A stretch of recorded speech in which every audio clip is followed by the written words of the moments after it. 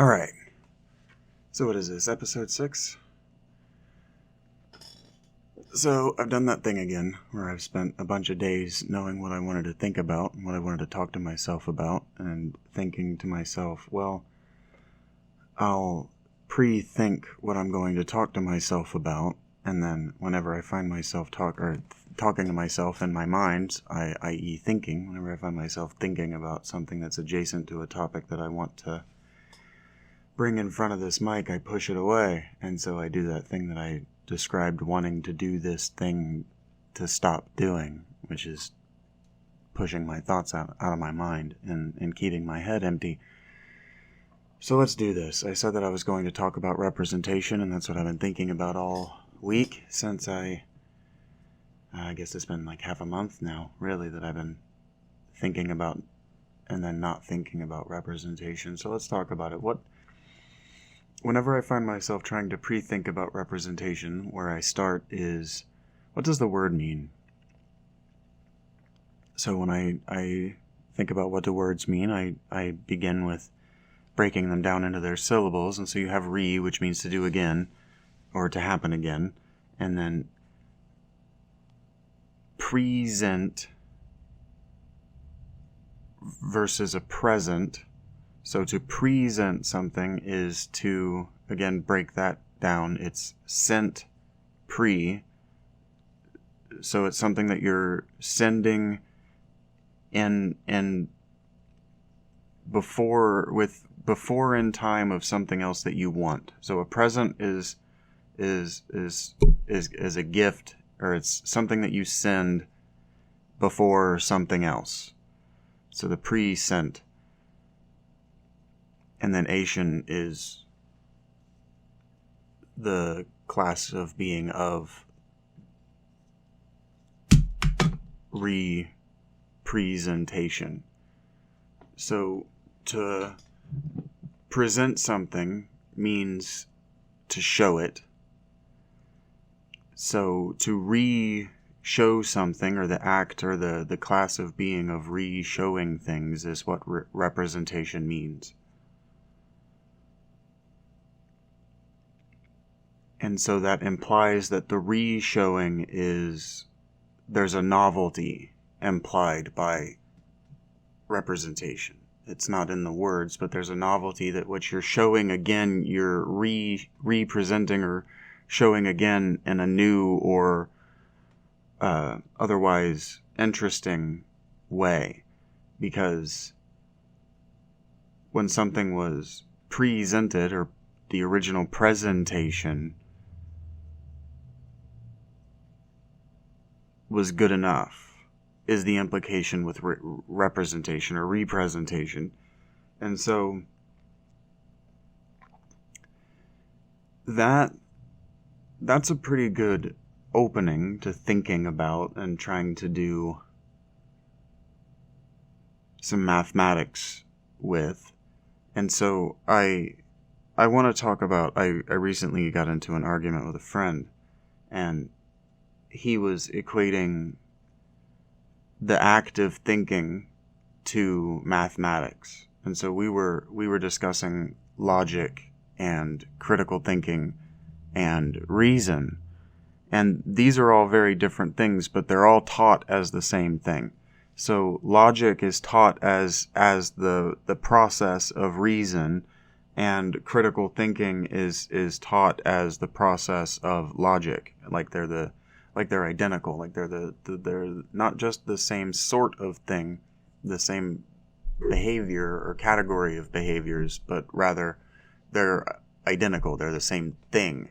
And they're not the same thing, because if they were the same thing, they would be the same word. And I've demonstrated that things can be the same in different words, and things can be different in the same word. But in this case, when you're talking about the language of thinking, or the language of philosophy, or the language of communication, they can't be the same word, because if they're the same word, then they're confusing. And that's what confusion is. So there's con with fuse, as in to bring two things together, and ion or yun or shun is the act of that thing or the category of that being. And so confusion is where two things become mixed together and fused into one thing, and then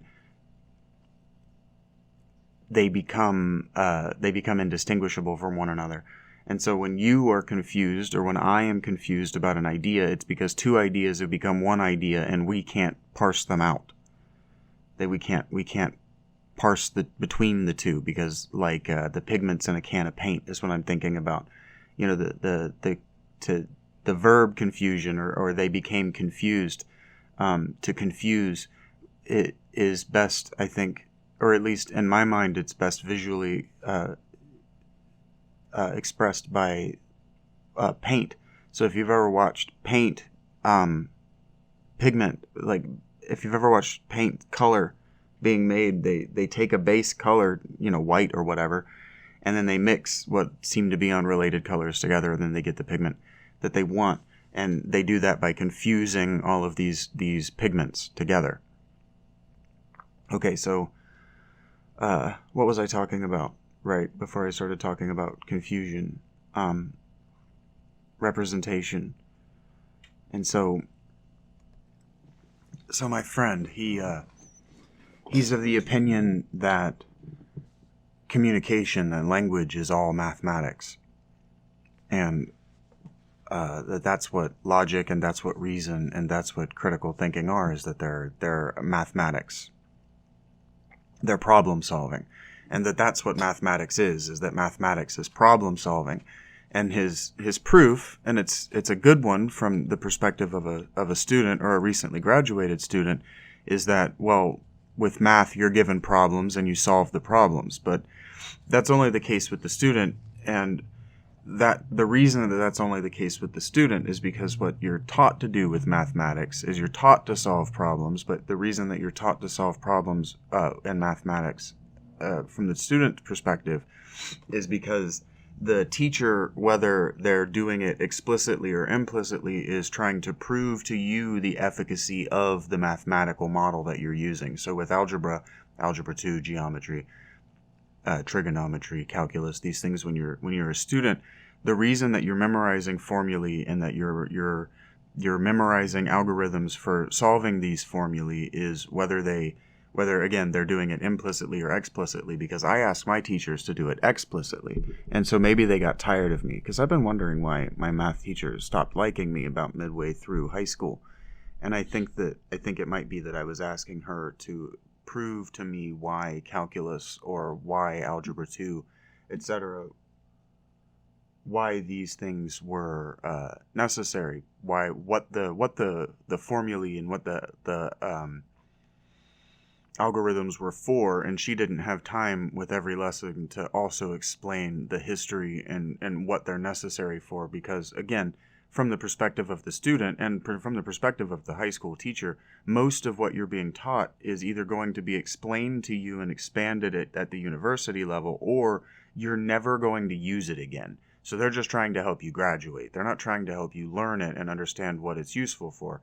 So like algebra is a system of formulae and algorithms for solving problems, because they're the proofs of the techniques that you will need to use higher mathematics, that you will need to be able to do higher mathematics, more imaginary and more just formulaic, trying to determine the formulae for outcomes. That's what calculus is. Calculus is the mathematics necessary to calculate physics, the physics of the heavenly bodies and of thermodynamics, and then just Newtonian physics as they became. I mean, that's what the calculus was Isaac Newton's mathematical proofs of physics. They were the mathematics necessary to prove the way the world worked, because philosophically, experientially, scientifically, you can say how the world works, and then there's an underlying mathematics that goes with it. And so his tradition of thinking That is, my friend's tradition of thinking that thought is mathematics has a long, long, long history, all the way back to and very, very, very probably before the Pythagoreans. Because the Pythagorean cult seems to be very much what I described when I was talking about the yeoman sort of revolution, when I didn't talk about these things. I have subsequently thought about how I need to introduce these things in a meaningful way, and so now I'm talking about them like I have.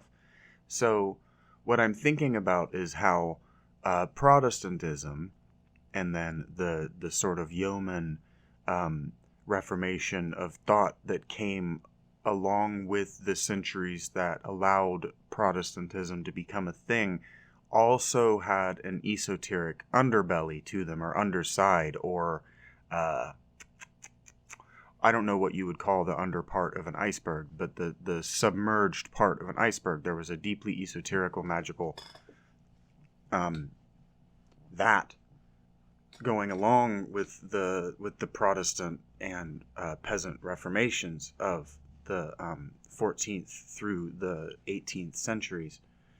And so you will hear people like Dr. Justin Sledge talk about this, that this is when alchemy was introduced into Europe, and that it came with very specific ideas and yada yada, but that's not what I'm talking about. I actually don't remember what I'm talking about. I'm talking about his idea that thought is mathematics, and that mathematics is thought, and that comes to Pythagoras. That goes at least back to Pythagoras, and Pythagoras was probably Zoroastrian, and the Zoroastrians were an offshoot of the Hindi, and Hinduism is what happens when Arianism meets the Vedic tradition, and Arianism was, the religion that founded the Celts and the Vikings.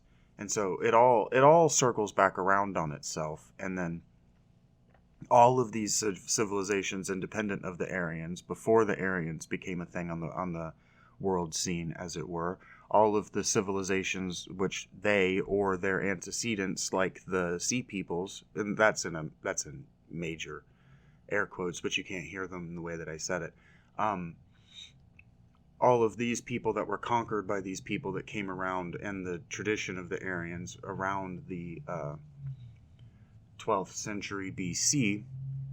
So dates for when all of these ideas that I'm spouting, they have dates. They were invented, or at least confused, at very real and very specific times in our human past, and during the recorded part of that.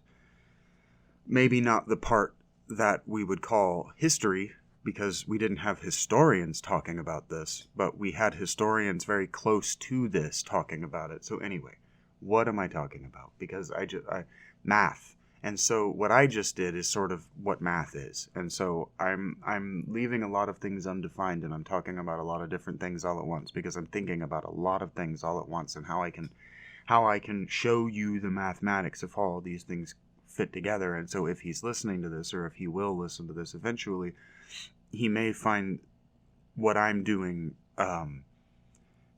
frustrating, because I'm not doing the math. But see, what I was trying to say is, from the perspective of the student, you already have the formula, but from the perspective of the professional mathematician, you have the data. And so what I'm trying to do in a lot of ways is I'm trying to turn the data that I have acquired, and that I have set down in front of me, and that I have determined is all one big data set, that it all fits together in some sort of meaningful way, and I'm trying to show you the mathematics of it. And so you may have heard of attempts to do this at the professional level of mathematics, and the things that I'm doing are like the extra dimensional mathematics, where they're proving up to whatever, like I think it might be as many as 69 different dimensions of reality, or string theory, or the really deeply esoteric quantum physics. Like they and I are doing the same thing. They're trying to take a data set, which is the universe, and they're trying to turn it into one sentence, one cogent mathematical formula. But here's the thing. What I was trying to explain to my friend is that mathematics isn't the underlying everything in the way that Pythagoreans and religious physicists believe in religious mathematics. Mathematicians, that's what they're called. It's not the underlying everything. What mathematics is the proof. So what mathematics is proofs. And so when you want to talk about when you're proving with language, that isn't logic, and that isn't reason, and that isn't, well, in a way it is reason. But it isn't logic, and it isn't critical thinking. So logic and critical thinking, logic is the words that you use. Your logic is the words that you choose to use, because logic comes from the word logos, which means word, and then ik means, again, of the category of. So it's word-ic or word-like or of the category of words or having to do with words. So when you're talking about logic, that's your spoken logic. It's having to do with the words that you use to express the next step. Your critical thinking. Thinking critically doesn't mean whatever you think it means. I guarantee that whatever you think critical thinking means, you're wrong. Critical thinking is thinking critically of your own thinking. So critical thinking is the examination step, like when it's the testing your hypothesis step of science. So critical thinking is when you have a thought, that curtain right over there is red, and then you go, is it red? And then you go through all of the different data sets that you have to test whether or not your information is wrong before you speak. So critical thinking is the step before logic, and logic is giving voice to your critical thinking, but neither of those have anything whatever to do with the first step. And they have nothing whatever to do with the mathematics, because how you think critically requires mathematics if you're going to be able to express your algorithm in the formulae logically. And that is reason. Those are your reasons. So your reason is the steps that you went through. Your reason is showing your work, right?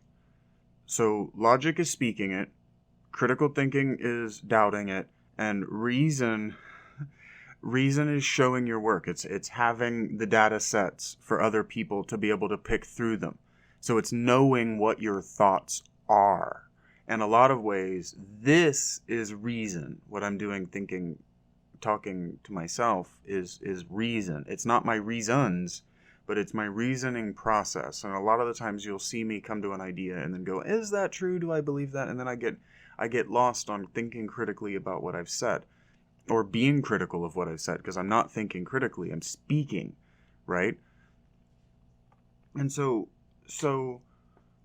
what he's trying to say is that there's a mathematics to thought, and that there's a way that you can go forward and back. You can go from the conclusion to the data, and from the data to the conclusion.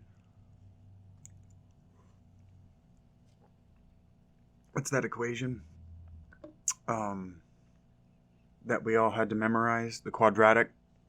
He thinks that there's a quadratic equation to your thoughts, and so that the way that the brain works is that it takes data in, runs it through the quadratic equation, and then it comes out your mouth as your response. And that's just not how it works. Because, first of all, just the processes of feeling and thinking reside in opposite hemispheres of the brain. So when you're talking about speaking and doing math, those reside in opposite hemispheres of the brain. So speech, logic can't be reason, and it can be reasonable, and it can be rational, and it can be all of these things, but speech can't be math. They can't be. They can be one-to-one analogous, And what I think I want to talk about is that I'm realizing that he was being lazy in his communication of his idea. And whether he was being lazy in his communication of his idea because he's a non-native English speaker and these are difficult words to talk about because they're Greek is largely irrelevant, because he's young and young people are lazy in how they speak about how they think because no one ever pushes them to articulate how they think. Right? No one ever asks them questions or just tells them no. Most adults just agree with young people to get them to be quiet, or they don't let them speak at all. They don't let them voice their ideas to check whether they're wrong. So they're not critical of young people, and they're not helpful by being critical of young people. But hypercriticality isn't helpful either, and I'm definitely not being hypercritical. Most people think I am hypercritical. The difference is that I'm already 7 moves ahead of you in this game of chess, and so I'm just trying to help you put me in checkmate. Friends. So what I'm realizing is that people, when you communicate, they don't want to see that you've done the work. And they don't want to know that you've done the work, and they don't want to think about whether you've done the work. So they don't want to know your reasons. They just want to see your formula. And they want to see you, they want to see that you're able to chug numbers with it. And so,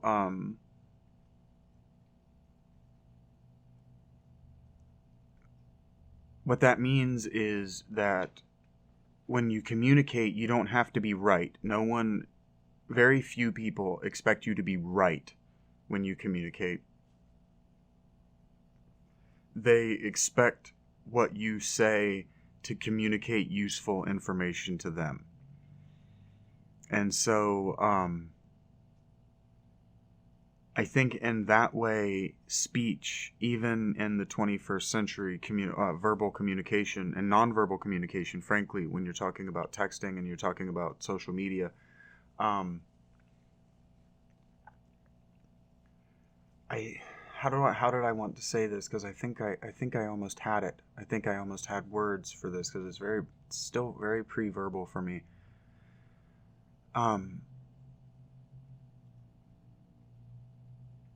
I think it's more analogous to the oracle situation in Greece, or just any situation where the most highly valued advisor to the highest political office is an oracle, or a prophet, or a non-scientific being. So we don't want to see the math, and we don't want to know that their advice is an ongoing I don't know. What we want is confidence. So what I was talking about when I said meaning, what we want is meaning. What we want is to be able to walk away with the lowest common denominator, and to believe that the oracle is familiar with the lowest common denominator. And so in a way, his perspective that communication is mathematics is correct at the most fundamental and fundamentally impatient level of human communication. So if all that you're concerned with is proving the person that you're communicating with wrong, or with dressing up what you're saying to look more right than what it is, then yes, language is just mathematics. Because you can do a lot of fancy bullshit with mathematics that can confuse people that don't know anything about math. But that's sophistry. And so that's what I mean. That's what it actually means to be sophisticated. So to be sophisticated means to behave in the way of a sophist. And it doesn't mean just to be trained, it doesn't mean just to behave in the way of a sophist. It means to be to be trained and to perform at the highest level of sophistry. To be sophisticated means to be made into a sophist. And so it's a kind of intellectual conversion that we're talking about when you say sophisticated. And when you say sophisticated to a certain kind of person, a person who understands the word and the kind of person who uses the kind of word, that's not a compliment. So to say sophisticated math means it's a dubious statement. It's a statement of not being able to prove that you're trying to pull one over on me, but while it sure is sophisticated, right? And so like sophistication is like in the early aughts, I believe it was Dodge Ram that put that impenetrable block around their engine blocks so that Ma's and Pa's couldn't work on it. They had to bring it back to the factory. That's sophistication, right? Sophistication is using overly complex math to prove that you can do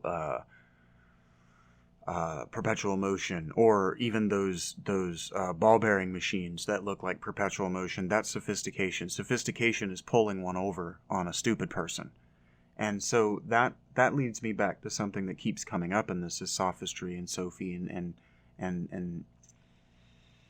there's a connotation in the way that we use our language that people like that are lying, and that's actually why the science tradition became as it did, and that use of that language actually comes out of the time period that I keep talking about when I keep talking about these peasant or these yeomen or these Protestant reformations and revolutions. Is these people were highly concerned with the sophistication of the Catholic Church, for example, and highly concerned with the sophistication of kings and their courts and the people that they took advice from.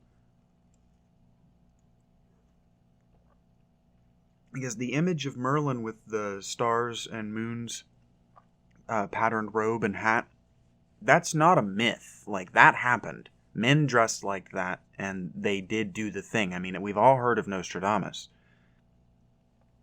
At least I assume everyone on the planet has heard of Nostradamus. I don't know what rock you've been living under that you've never heard the name. It's kind of like having never heard of Confucius, even being a boy with relatively little interest in Asia growing up in rural North Carolina. I'd heard the Confucius says jokes. Come on, people. Know who Nostradamus is all I'm saying. Because he's what I'm talking about. Because he was, I believe, the Queen of France's. The reason that he was able to become Nostradamus and write those quatrains that got left to history, the reason he was able to do that is because he had impressed some queen.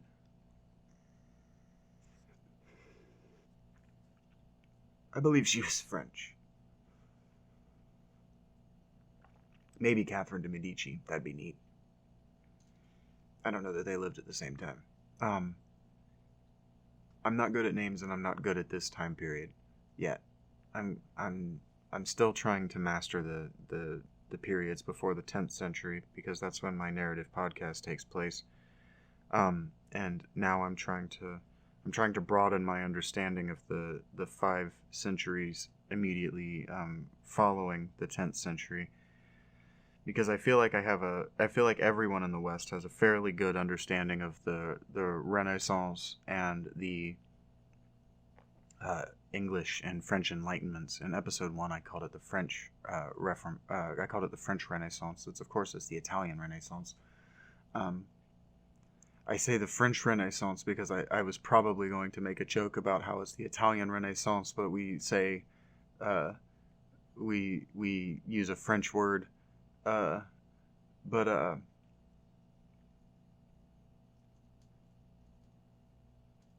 I've been very close to representation this whole time without articulating how all of these things are representation. So the mathematics is representation in a lot of ways.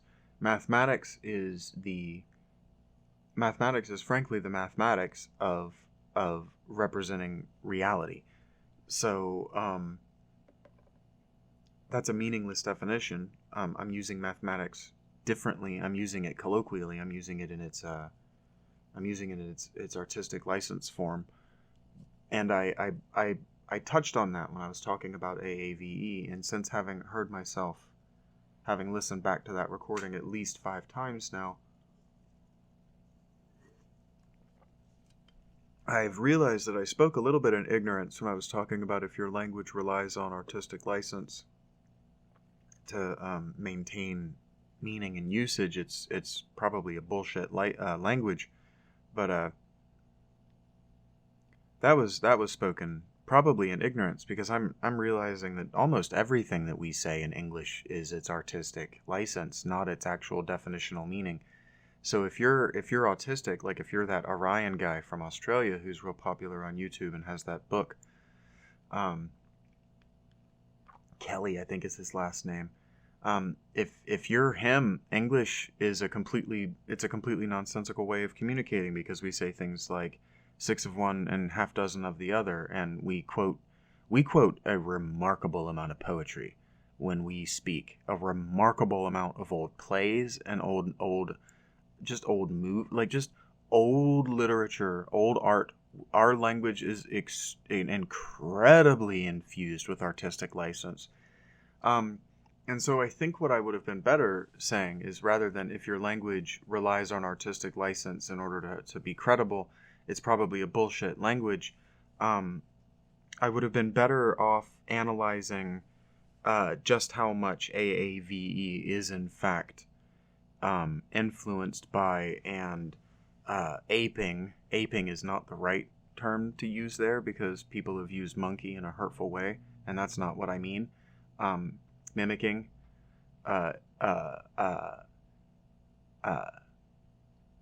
what's the phrase? Flattery, imitation, right? Imitating, and so representing themselves as the same as any other vernacular English, because it might turn out that all languages are a vernacular language, and the entire idea of trying to have a language that's perfect might just be racist in its own right. That might come from the racism of the post-Renaissance period, when the world began to globalize for the first time. And so if you're a nation during the early nation period, the early modern nation state period, you have to justify your nation. And so that's what the AAVE is doing, because what I said is we're allowing them to create for themselves a nation within our nation. I called it a civilization within our nation, but the two run parallel to one another in the vernacular or common usage of the two words, because there are definitions, and those definitions, it turns out, are jargon. And so jargon words can mean a lot of different things depending on who you're talking to. So if you're talking to a history major of the post-nation state period, they'll understand that a nation isn't a civilization. But if you're talking to a historian from the pre-nation period, they won't understand what you mean when you talk about a nation, but you mean a civilization. And then if you try to talk to someone that understands civilization in the way that I do, they'll understand that even using the civilization to mean a way of life is nonsense, because those ways of life are all evolved from the same core civilization, right? And so civilization really just means living in cities' nests. It's like the process of living in cities. And so like different civilizations is a fucking meaningless term, because there's only one way to live in a city.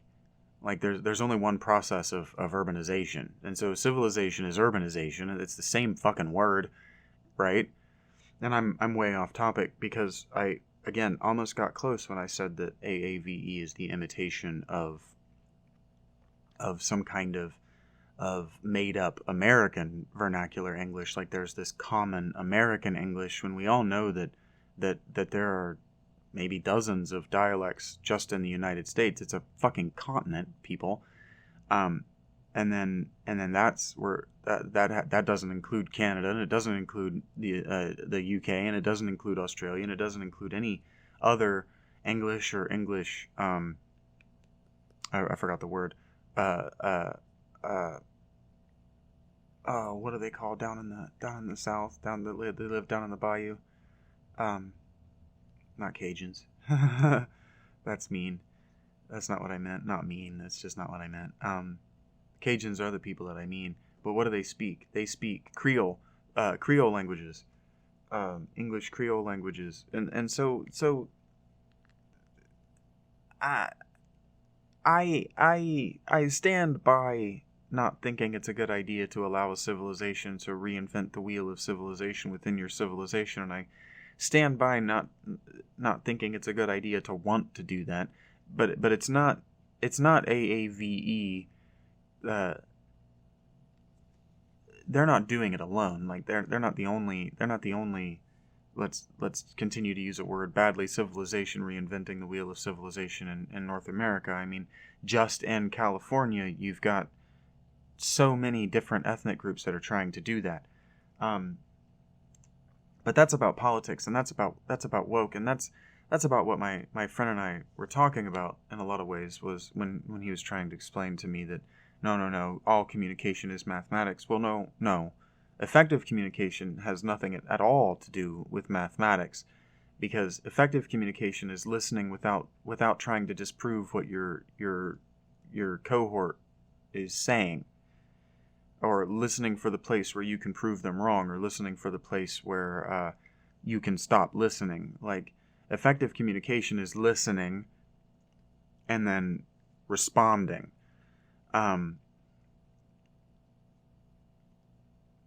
But that leads us back to representation, because in a lot of ways, effective communication is only possible if both communicators are effective storytellers. Because effective listening is a skill. So I'm going to talk more next time about why I'm doing this way and what exactly this is. But for me, sitting and listening to this 215 that I record is easy. It's easy, it's effortless, and it's frankly, I enjoy it a great deal. Not listening to myself. I mean, listening to 2 hours or more of audio like this, with other people, unbroken, big chunks like what I'm recording. But I also can appreciate that for other people it's not easy. In fact, that remembering what I said 35 minutes ago, frankly, I can't remember what I said 35 minutes ago, but trying to take all of this and know what it equals at the end, that's difficult for other people. And so that's why most YouTube videos are sub 21 minutes, because you can get about 3 7-minute chunks of attention out of people if they're not engaging directly back with you via conversation, if you're engaging. And so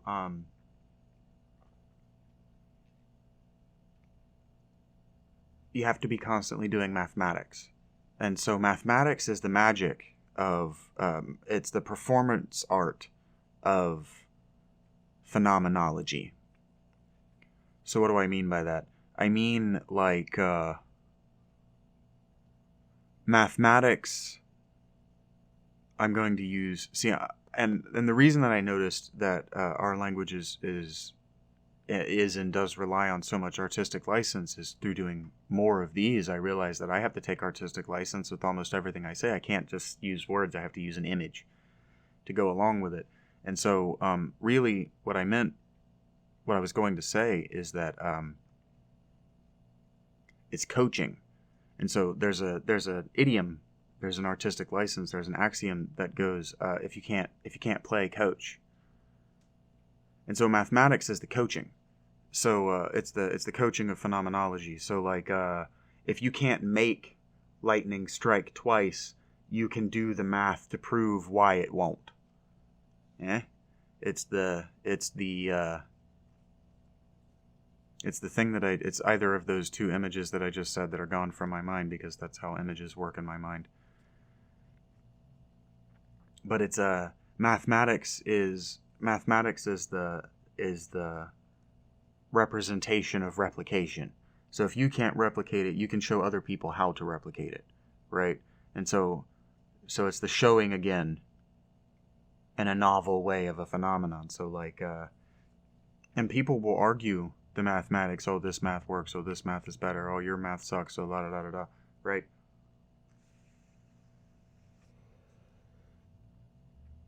But it's busy work. Mathematics is the busy work of thought. And so I use performance art. And so what's another kind of performance art of thought? And it's the representation that everybody means when they say representation. And there's a famous axiom that goes along with it.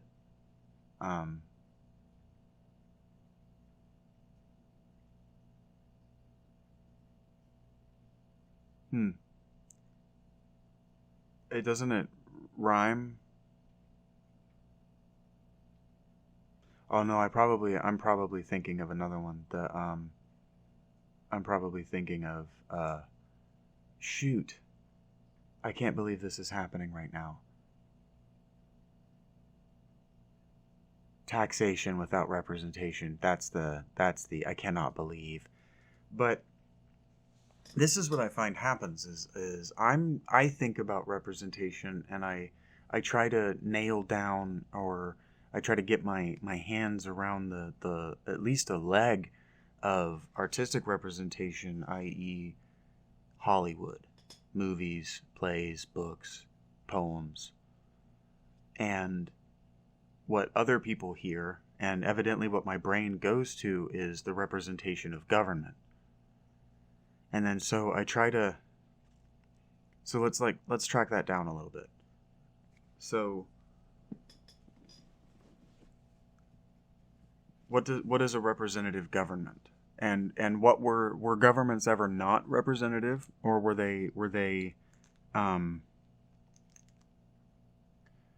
has the definition of representation colloquially or artistically changed over the years? And so art, let's just get this out. Art doesn't mean imaginary. Art means artifice. It means made by a human. And so when you say artificial, right, that has, like, since the 90s, artificial has a kind of negative connotation to it. But, well, really since the Industrial Revolution, but, in artistic representation, artificial has taken on a negative connotation colloquially. But to be artificial could be said of a painting that's beautiful. Well, this is artificial. It was all to be, or to be like, or of the category of being, of artifice. So it was made by artifice, and artifice is craft. And craft is skill. And so in a way, artificial, even though it has a negative connotation, artificial is an indicator of skill. Someone's skill, someone's craft, someone's cunning in a lot of ways, and that's why it has the negative. Artificial is an implied cunning trick. It's that thing that I was talking about when I was talking about the mathematics of phenomenology being coaching, or in some way being chicanery. That's what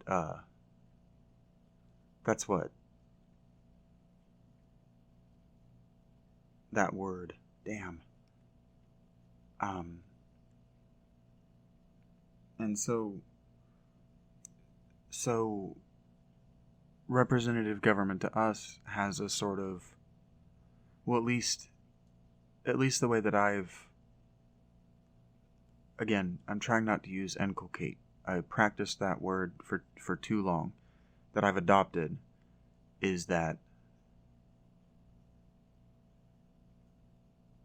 maybe not adopted, because I don't know that I've adopted it, that I've absorbed, that I've experienced other people using, is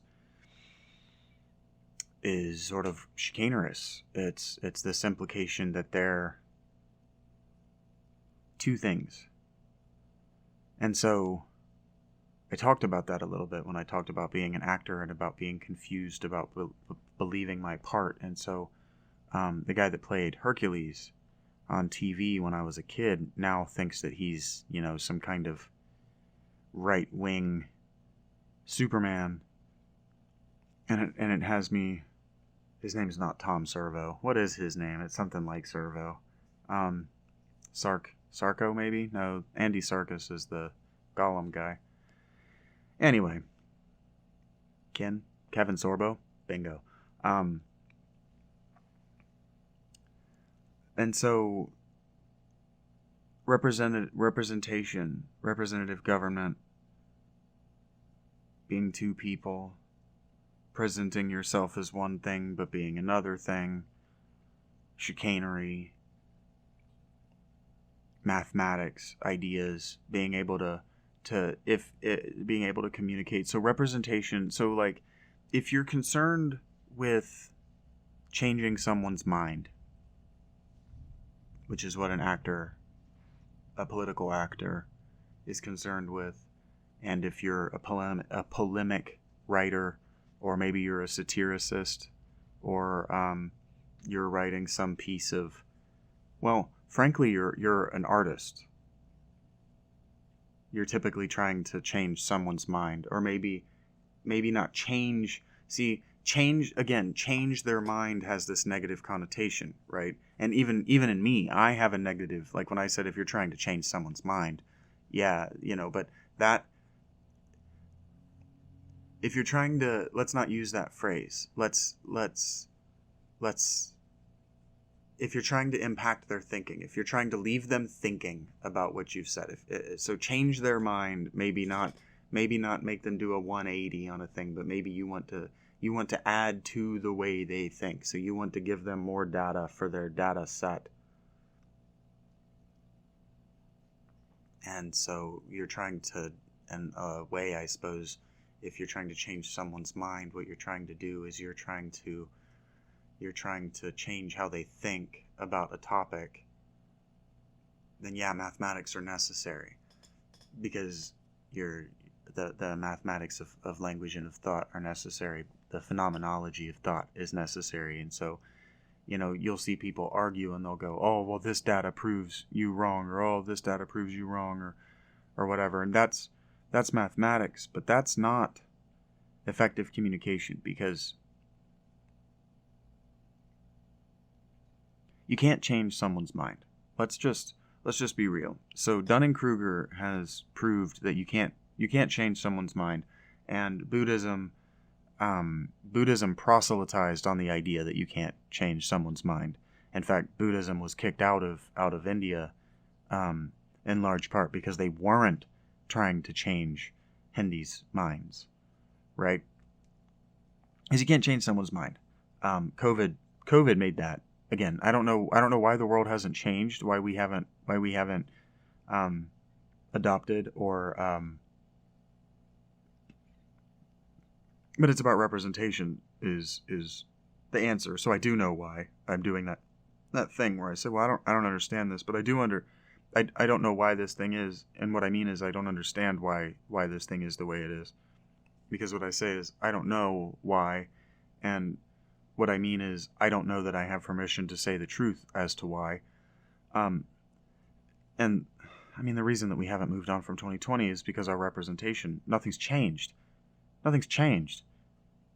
We haven't inculcate. We haven't addressed. I mean, people are still arguing about vaccine, no vaccine, mask, no mask. The argument remains unchanged. I mean, I saw somebody on Twitter the other day trying to claim that COVID is somehow worse worldwide. And it's like, what I'm trying to do is I'm trying to think about representation, not about COVID and not about other people's trauma. I'm trying to think about what it means that nothing has really changed. And why nothing has really changed? Well, nothing will really change for 30 years. That I can predict and I feel pretty confident in, because what I've noticed is that it takes at least our modern civilization about 30 years to turn around and look back at itself. And what that means is that it takes about 5 to 10 years after a trauma for a person to be interested in it, graduate university with that interest, and publish that interest. And that's not an effective way to run a reactionary government. So combining that with what we were talking about, I believe it was the second episode, but it doesn't matter when I said it, but I was talking about how, the United States government is reactionary, and that's how you get 9/11 and the Patriot Act, and that's how you double down on it, and right, because you don't want to say that your overreaction was you don't want to admit fault. And so that admitting fault, I think there's something about representation in that, because I can't figure, even as I'm talking now, how a politician, how an elected official in today's representative democracy, how an elected official is different on any level of abstraction from an actor. Because an elected official is someone's employee, and they're behaving in a way that's separate from their private life. And so that gets you back to the secular and the religious, and the separation and the divide between church and state. And so from that kind of chicanerous, fraudulent, or the words that we use for these people are terrible. From that perspective, we're talking about the church and state again, and we're talking about the religious and the secular, and it's hard to trust someone who is an employee of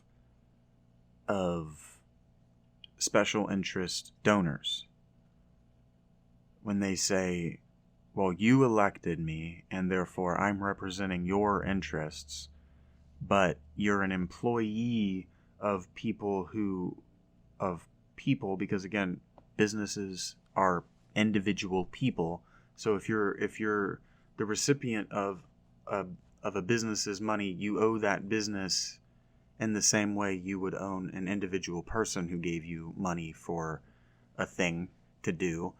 And so you're instantly split into competing interests. And they call that in the political and the legal world, they call it conflict of interest. And having a conflict of interest in the legal world is supposed to bar you from participation. So like a judge whose wife is accused of murder is not supposed to sit on that trial, right? Or a lawyer who is on the bankroll of a mega corporation that's being sued is not supposed to is not supposed to represent the plaintiff. That would be a conflict of interests. They want the plaintiff to lose in this situation, and the judge would want the defendant to win, right? And so if you're a politician and you live in a district that has a corporation that's making the land water unsafe for the people in the district, and so you got elected by the district to work within the political system to prevent the corporation from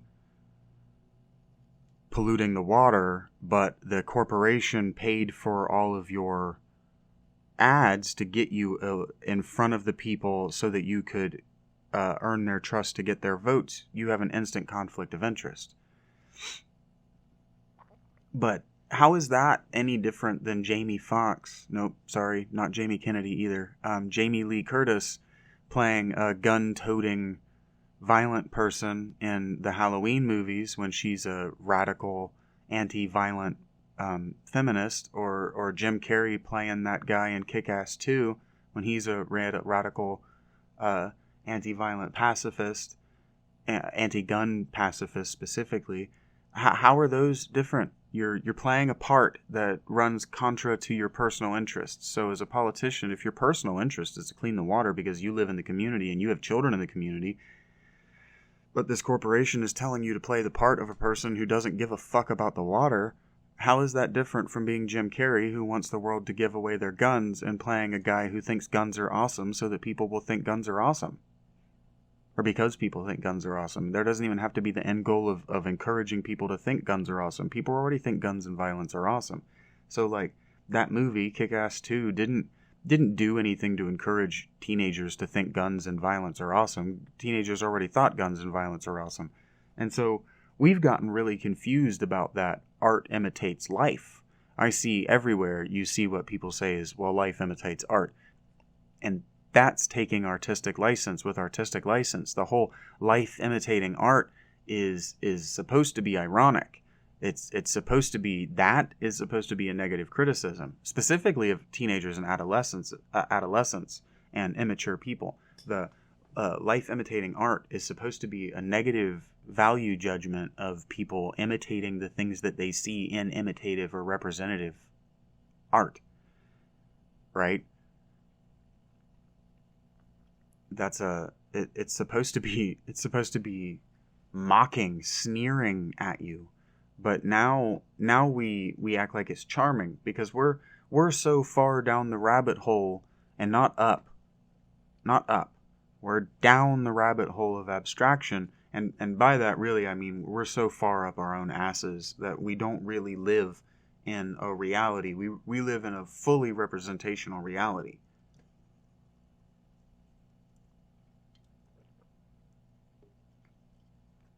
And so really sitting here at nearly 57 minutes, I'm realizing that when I wanted to talk about representation, what I really want to talk about is how we don't live in a concrete reality. We live in a fully representational, abstracted reality where even the work that you do is abstracted and representational of the end product.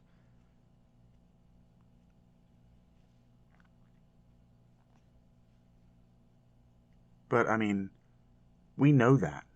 I don't need to spend another hour breaking down how Ford changed everything. I already brought up that we know that we live in a post-Ford reality.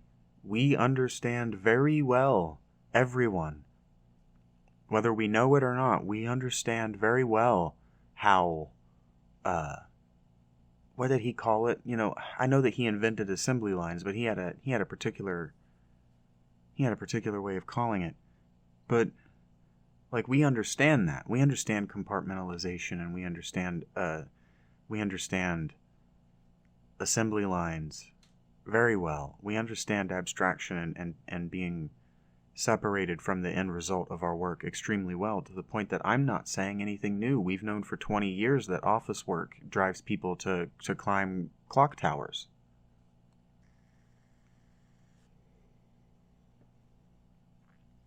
But it's one of these problems that we just keep kicking down the road. So like, you'll see startup tech companies, like these startup cool kid companies that begin with all of these really cool amenities and really high wages and this and that and this and that, and then they realize that all that's business expenses and they stop. Like Google used to be, you know, the hip place to work, and now it's just any other corporate nightmare, corporate dystopia. And that's not the corporation's fault. And frankly, I've been thinking about duty, and I've been thinking about responsibility, and at no level is it the responsibility of the person of the corporation to make sure that your life is comfortable. But that doesn't mean that at no step and at no level of the corporation is it not the duty of the individual person within the community to make sure that the lives of the people around them and especially beneath them are comfortable. But this is what I'm talking about when I'm thinking about representation. I'm thinking about where things came from. So before representative government, as we understand it, we still had representative government. So let's talk about the governments that those sea peoples, those, and again, quotes, sea peoples, those, let's call them Aryan invaders, conquered. Those civilizations were wildly different from what came next. those civilizations were representational, where the state and the secular and the religious, or the state and the religious, were not divided. So let's just pick one at random because it's the one I'm thinking about, so it's not random. Egypt. Egypt was not different from Mesopotamia, was not different from anybody. In fact, Egypt probably stole the idea from Mesopotamia, the more that I learn about Mesopotamia. Even though it was in Egypt, and our species did come out of the south of... even though Egypt is in... Yeah, Egypt is most certainly in Egypt, guys. Egypt is in Africa, and our species did come out of the south of Africa.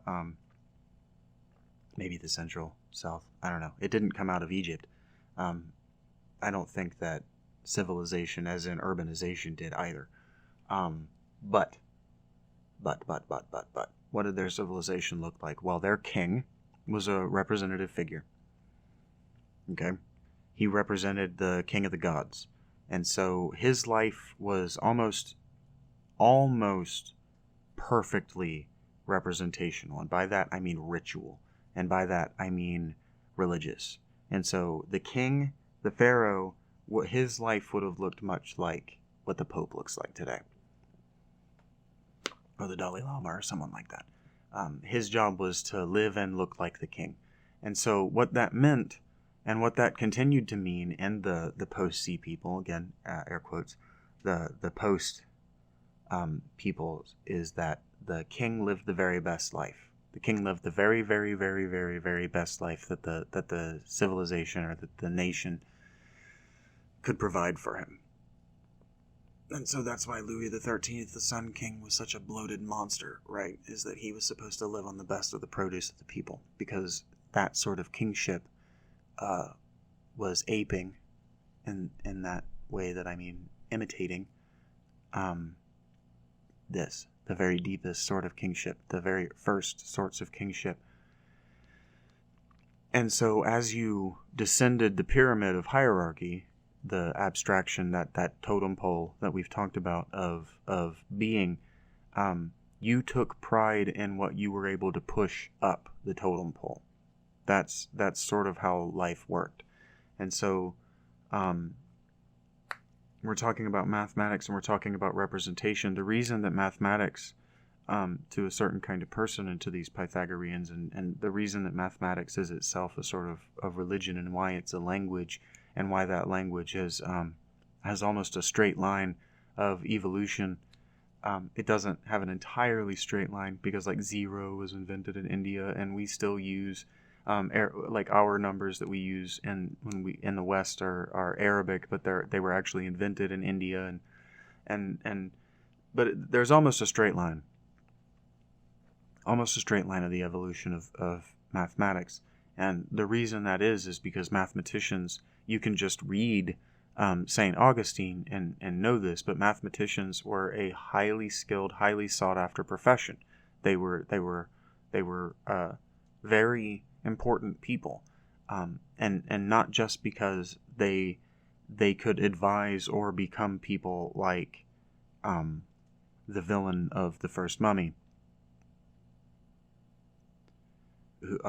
Imhotep, who was actually an architect and we believe designed, I believe it was the Great Pyramid. But mathematics allowed you to calculate the stars, it allowed you to predict the weather, it allowed you to be predictive. And so being predictive is to be an oracle. And so when I was thinking about abstract language, and I was thinking about oracle, and I was thinking about math and phenomenology and confusion, I'm sort of talking about these people, and I'm sort of giving a warning about how AI is the Oracle of Delphi.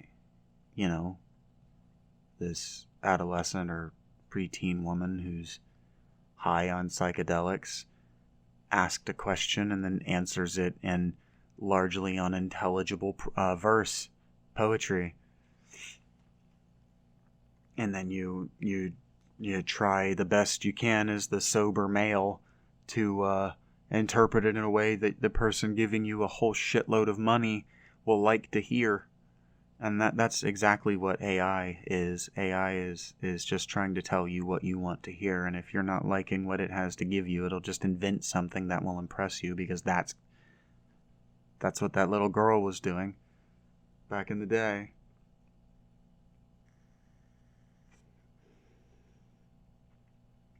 But I think that what I was trying to talk about most recently is I was trying to talk about changing someone's mind and how you can't do that. But if what you want to do is change someone's mind, you can't let them know that you're doing it, first of all. And so that's where politics and that's where art come in to the conversation, is subtlety.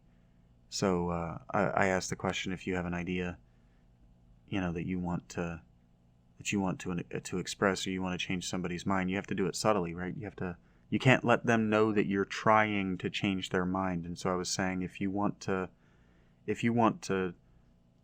be an active listener, or you want to be a good communicator, you have to be a good storyteller, because you have to be able to do what I'm not doing, and you have to be able to show this plus this minus this times this, all of that squared, plus this times this, divided by this plus this, all of that bracketed plus 2 equals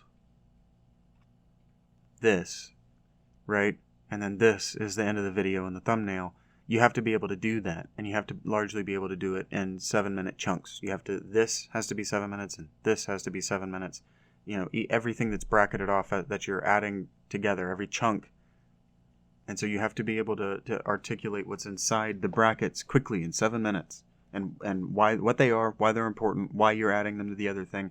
And so if what you're doing is you're trying to be an effective communicator, you have to be able to present your mathematics in such a way that another person is able to do the math for you. And so if what you're trying to do as a communicator, as a person who's standing up and doing what I'm doing, let's say that I'm trying to change the mind of anyone who's listening to this, what I would need to do is I would need them to come to the conclusion on their own. You bring them to the conclusion, right?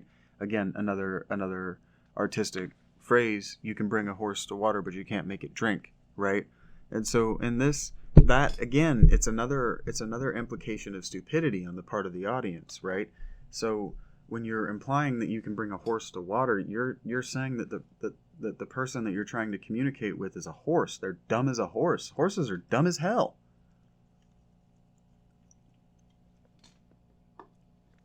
You're implying that an animal, that if it breaks its leg because it fell in a hole because it was dumb enough to fall in a fucking hole, becomes useless, that the person that you're talking to is that they're dumb enough to fall in the fucking hole and become useless if you don't lead them to the water. But even though you led them safely to the water, so they didn't fall in any holes on the way, you can't make them drink, and you can't prevent them from drowning if, like a goose, they just decide to stand with their mouth open in the stream, right? I know gooses do that with water, and I didn't mean goose either. I meant turkey. So, I just fucked up that metaphor so hard it kind of proves my point.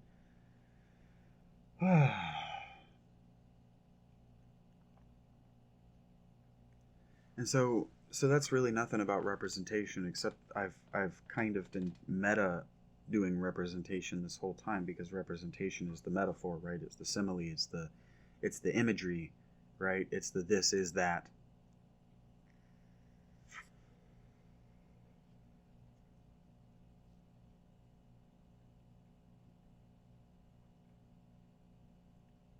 And so our language in a lot of ways is representative, I suppose. I suppose that's why our language relies so heavily on artistic license, on idiom. And idiom is a phrase that's been coined by somebody else. And so in a lot of ways you're just exchanging the currency of idiom, right? Of phrases that are artistic license and mean what they mean. They like, get on your horse and ride. Who gets on their horse and rides anymore? Well, nobody, but it has a meaning, and we all understand what the meaning is. Even if he's not literally going to get on his horse and ride. And so that's I suppose that's representative language. That idiom is representative language, and so it doesn't take one, I suppose, much imagination to realize that artistic language, that representative language is a further level of abstraction from thought, which is thought the source. And so I said, or I thought something earlier where it led me to think about, again, idea, or the world of forms. And representation in a lot of ways is a religiosity, or it's a Platonism, that there's a perfect version and we're representing the perfect version in a different way to get you to glimpse the perfect version. And so the mathematics of communication is in some way proving that there's a perfect version. And so I was saying, like, if what you're trying to do is change someone's mind, you have to let them do the math. If you're trying to present a fact that's unchangeable, you show the math.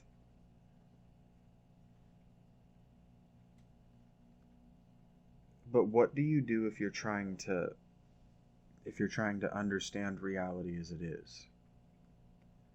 Well, the answer to that came to me before I finished asking the question, so it's not really fair to you if you were listening to this and wanted to contribute. Please do in the comments. If you're trying to understand reality as it is, what you have to do is you have to make models. You have to make models. And a model is representative. In a lot of ways, models are presentative. They're a way of visualizing what you're working with so you can present it for yourself. But they are a representation. Modeling is a form of representative thinking, especially if you want to know what something is as it is. And then if you want to know what something does over time, and that's called work, so how something works, how it expends energy over time, you have to have a working model that is a model that continues to exert energy over time into the future.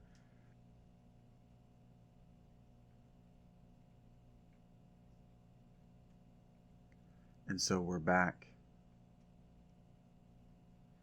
to representation, because working models are, they're representative. They're not the real thing. They're representative of the real thing. And so if you want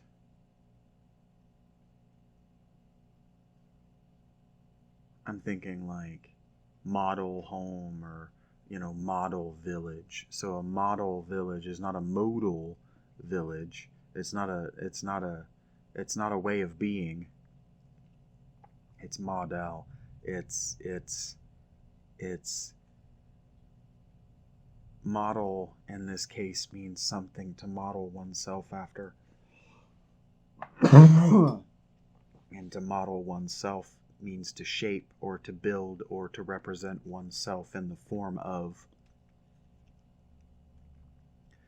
So like that movie Hot Fuzz is about the underbelly of a model UK village, right? The seedy underside of how it remains model.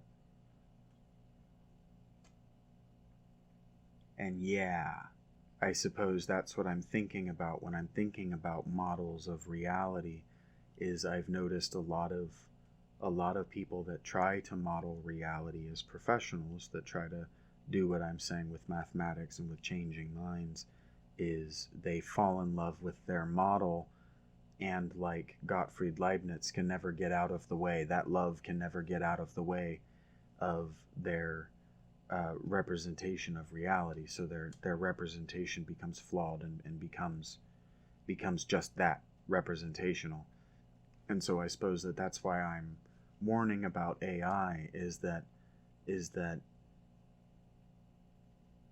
God, if God is the image, if God is the thing that you're representing, and that can be capital, that can be initial caps or not. If God is the thing that you're modeling yourself after, or God is the thing that you are trying to capture in the model, falling in love with the model is right there in the Ten Commandments of not holding any God above the one true God. And so in that way, it's sort of like I learned a little bit about the guy that caused the famines across the Soviet world. And it's, if you fall in love, and you know, there it is right there. If you fall in love with your ideas, and I suppose that love is, falling in love is been left to idiom and left to artistic license. And that, I think I almost nailed it right there when I thought to myself that what artistic license is, and the problem with artistic license, is that artistic license is left up to interpretation. Idiom are left to interpretation. And so models remain left to interpretation. And so the moment that you fall in love, and so love is a particular emotion. It's a particular series of bodily fluids or hormonal excretions in the brain. But love is also a pattern of doing. And there's that poem in the Bible of what love is not. So whoever wrote that, I believe it was Paul, is just being a Kabbalist and negatively defining love and God. And what love as an action is a disregarding of the exceptions that prove the rule that this thing is worthy of obsession. So to love something means to ignore its flaws, or to ignore the ways in which it isn't true to the image. Okay, so to love a member of the opposite sex is to ignore the ways in which they aren't ideal, or that they aren't true one-to-one beings of the goddess, right? Whatever the goddess is and whatever her aspect is in your worship. And so true love, or that soul bonding that everybody wants, is that repeated proof in the mathematics of their being that they are in fact the goddess, not just representative, not just a near likeness, or not just one that you have to ignore the ways in which they aren't, but one in which they are in fact, and continually remind you of the how they are in fact the one, right? And it's called the one in the same way as Plato's God, the one, the good. The reason that a person, a member of the opposite sex, can be that is obvious, I think. Maybe. Because I'm trying to articulate it and I'm not sure that I know how. I'm not sure that I didn't already. And so, but that going forward and trying to circle back is my own way of doing the mathematics of verbal phenomenology. So in that way, I do suppose that I agree with my friend. And in a lot of ways, what I'm trying to do is I'm trying to admit to him that I do agree with him, but I think that he's flawed. I think that what he's trying to do is change people's minds rather than be right. And so there's a way to be right that has nothing to do with mathematics. And it has everything to do with being. It has nothing to do with busy work. And it has nothing to do with how you exert your energy over time, being right, believing the right things and communicating well and expressing those things. It has nothing to do with work. It has nothing to do with the left brain at all. But your left brain is what's involved in testing the reality of this communication, which is being drawn out of the right brain of the person communicating with you. And so it's not simple. That's most for certain.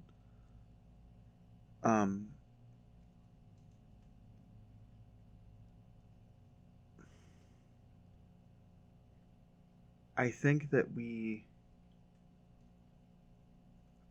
we rely on changing people's minds because we become interested in speaking.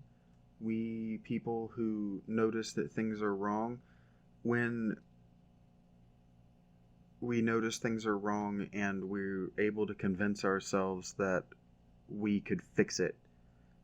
And I think that goes in line with how it takes 30 years for our civilization to look back on our civilization critically.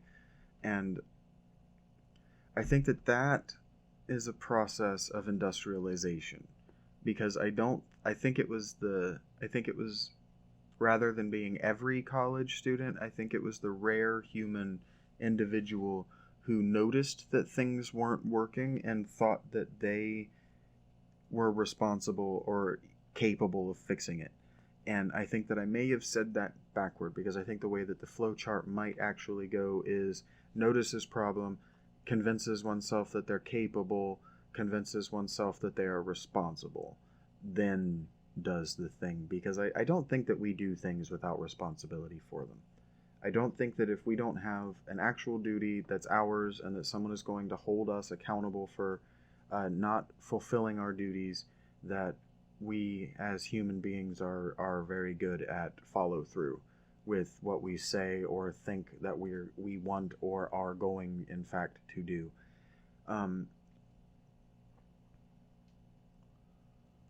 And I think that eugenics and 20th century evolutionary theories convinced us that that's not the case, that it would have only been the people who were industrious who survived. But I think that representative government, before the advent of representative government, and by that I mean the way that government presented itself and was, disproves that thought.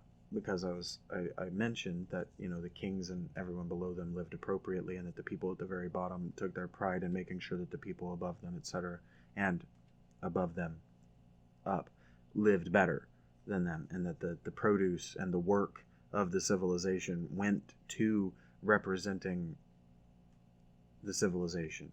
So the people that engaged with other civilizations were meant to look, dress, act, speak, live in a particular way to indicate the richness and the quality of the civilization. Even if it's 10 people that live in generational splendor, that you're able to support 10 people might make you superior to your neighbors who can only support maybe 8 people. And it might make you inferior to the very distant people who can support 12.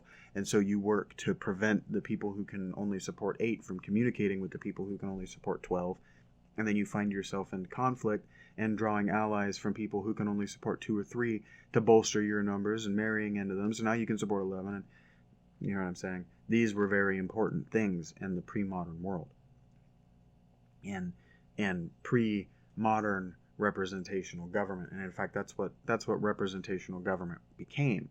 And then the people that conquered them, they had more democratic and egalitarian ideas, because before, bless you, whoever that was, before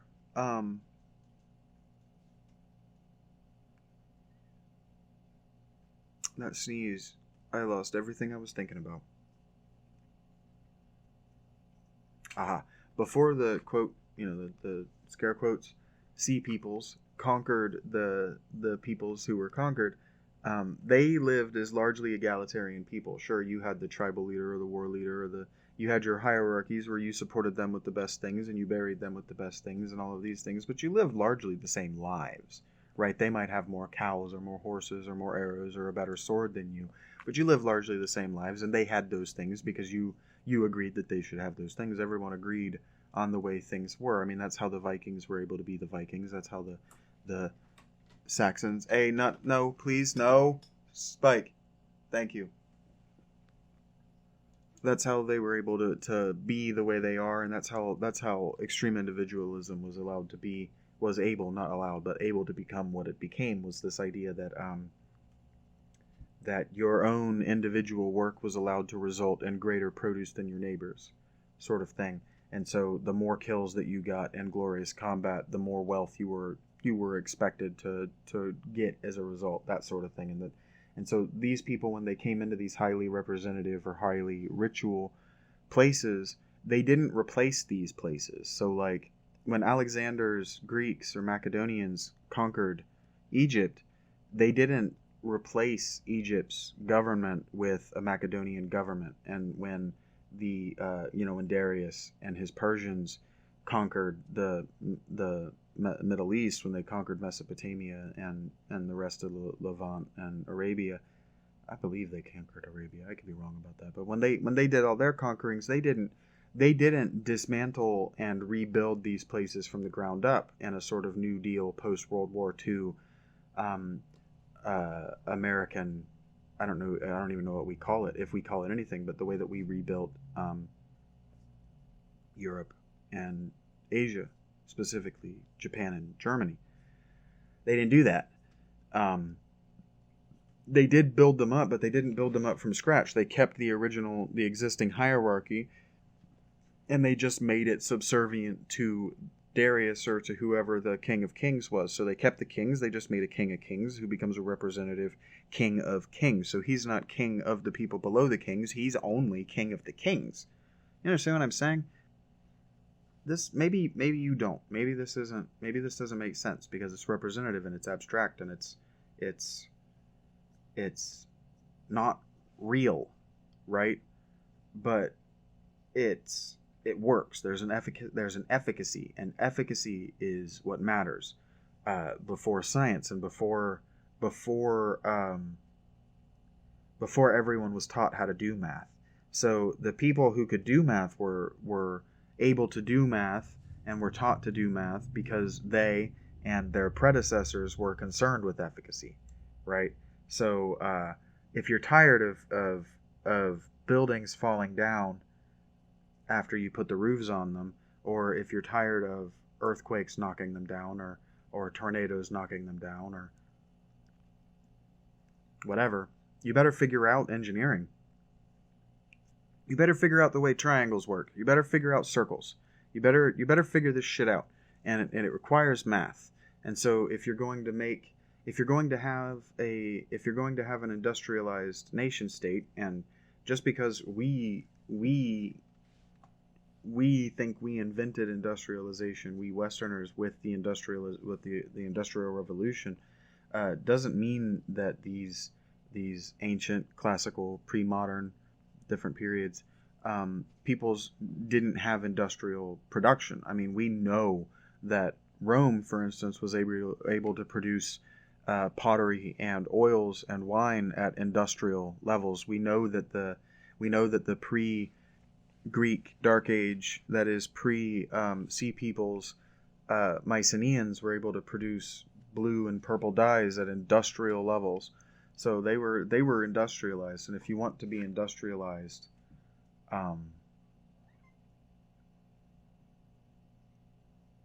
you have to be representative.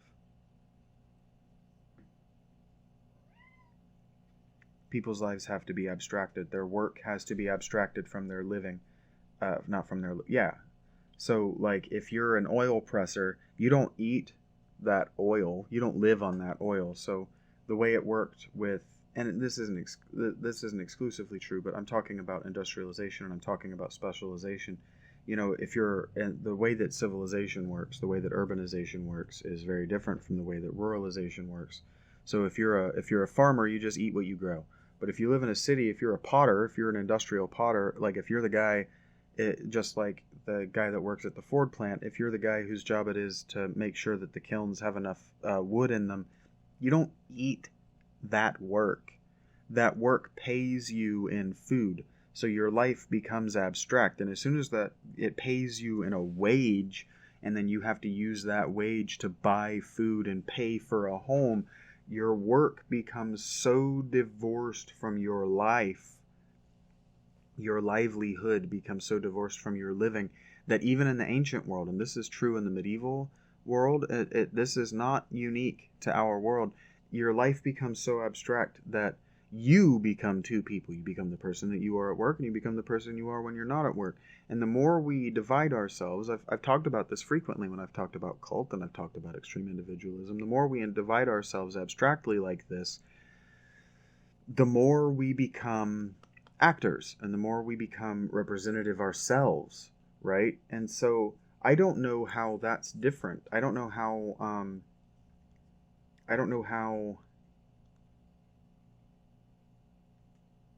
let's draw from my own life. I used to manage a gas station, right? So I don't know how the person that I was managing that gas station, I don't know how that person is any different from a Broadway actor who pretends on the regular to be a different person than what they are. Maybe every night. Who cares? But then when they leave the stage, they go back to being them. But then that person is a multifaceted person because maybe you've got different friend groups. So maybe you have different interests. Maybe you're not just one person. Maybe you like music, and so you've got the persona that goes to music shows, that comes out when you're at music shows. And so we become highly divided people.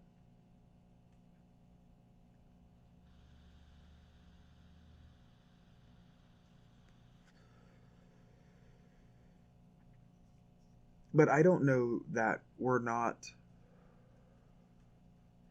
divided people from the moment we're born.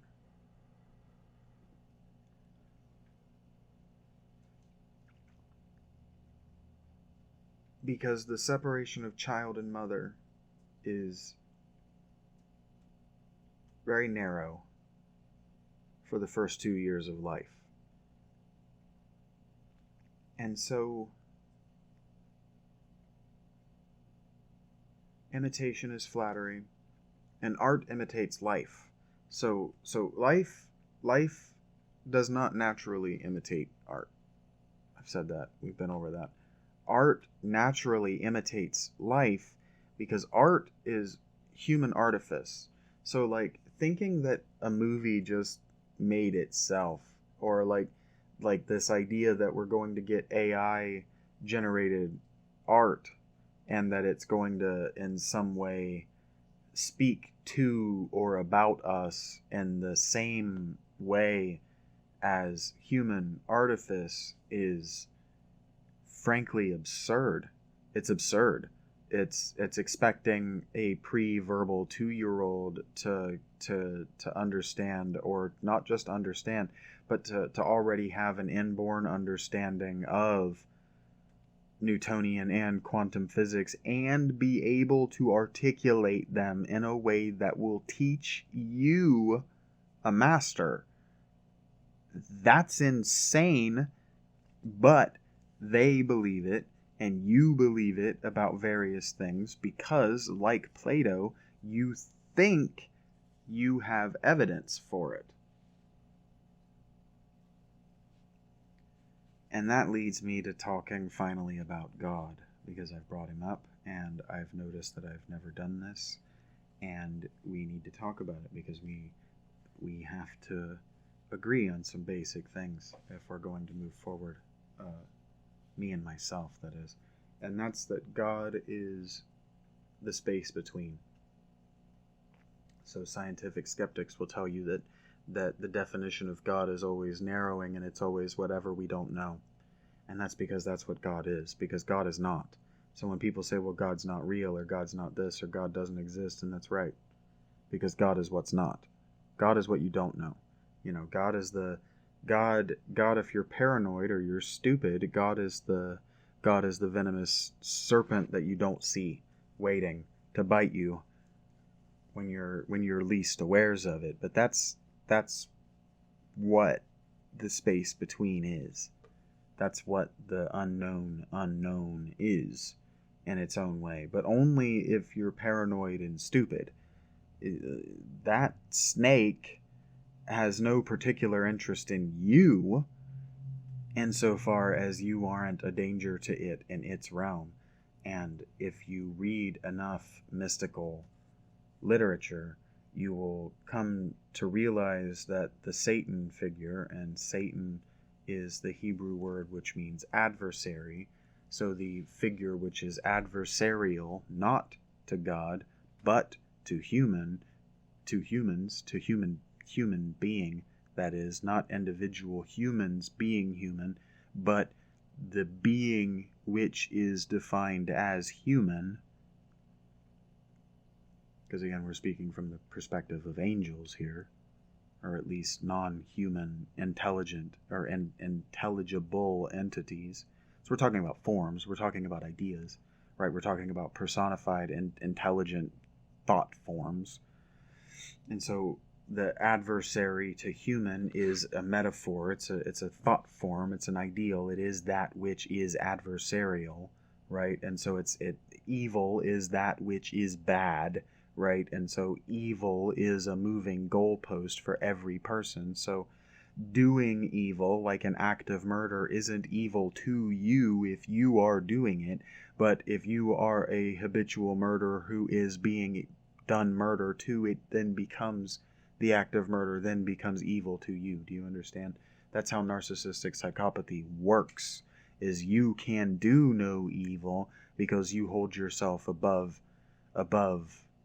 anything bad happening to you, basically. Anything that you do having any negative bearing on you. And so that in a lot of ways goes back to what I'm thinking about when I think about representation. Really, representation seems to be a narcissism. It seems really to be about controlling what people think about blank, specifically one, right? One's self, one's work, one's art, one's thoughts, one's blank. One. What others think of one.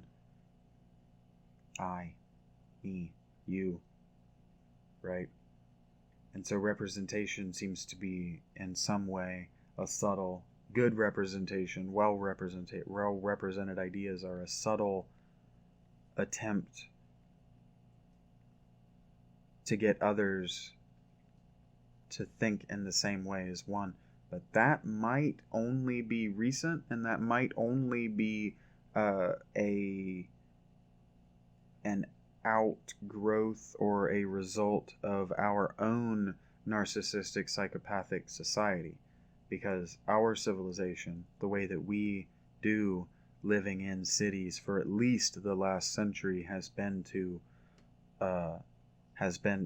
least the last 150 years, century and a half, has been to encourage and engross, let's say, narcissistic psychopaths. I just stressed myself out with that so bad I don't remember what the hell I'm talking about at all. Representation, right? So, subtly changing people's minds, getting people to think like you. I don't think that that's what it used to be. I think that before the 1970s,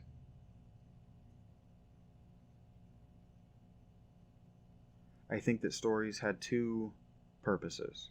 I think there was the very obvious and broad propaganda, because government has always been involved in what's allowed to be published. Let's not fucking kid ourselves.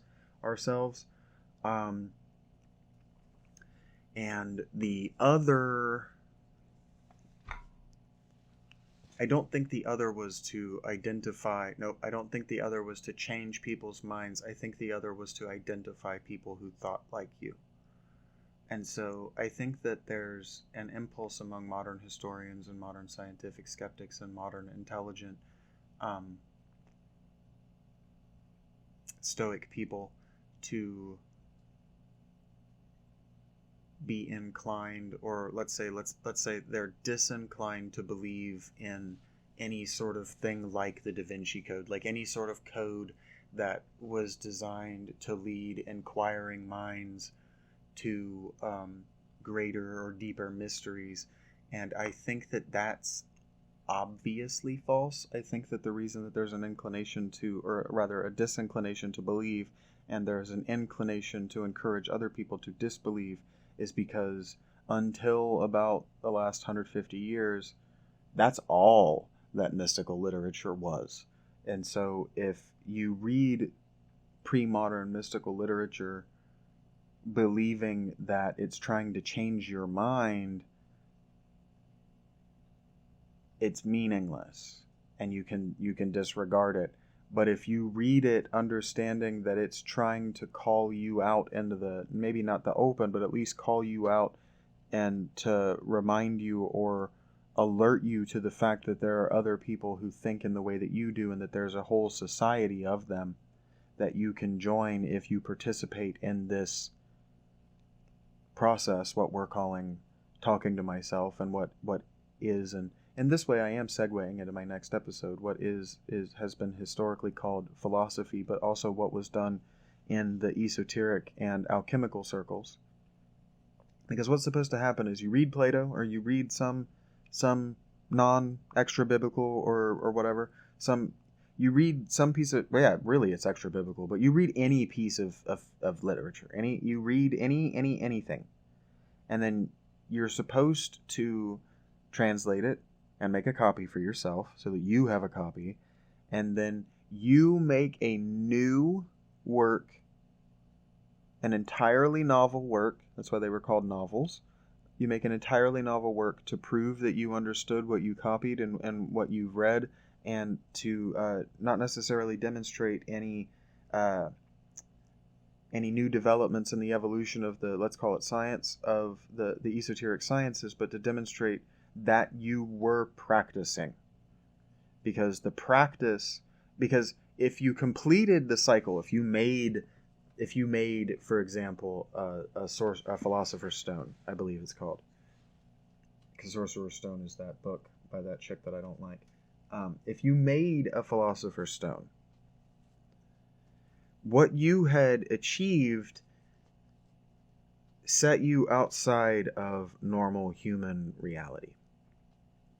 And so I just listened to Dr. Justin Sledge of Esoterica say nothing about what the actual esoteric alchemical process was, but what it wasn't for sure was only a completion of the human psyche in the way of modern esoteric thinking, and it wasn't industrial chemistry in the way of the 17th century and 18th century. And it couldn't have only been charlatanism. So it had to be something. And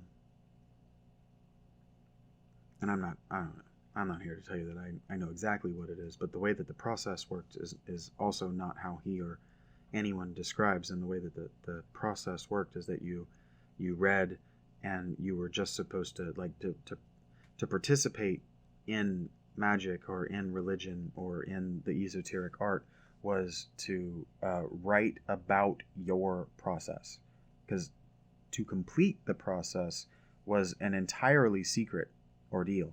If you completed the process and you became thrice great and you became in that way divine, you are an instant threat to the state, because you have what they play at. And so that's why these things are occulted, and that's why they're hidden, and that's why I have to talk to myself, and that's why I do it anonymously. Not because I'm doing anything illegal, but I am being broadly heretical, tacitly admitting a lot of the things that I have would have gotten me just murdered in the past. And in fact, it gets me kicked out of society, polite and impolite, all the time. People just want me to leave. That's what they want. They just want me to leave, because I think that representing having thought is more valuable, and by that I mean you can actually make more money off of it than having actually thought. So being Jordan Peterson and standing up in front of a room of people and reading from the Bible and then saying nothing about it for 2 hours looks productive to people.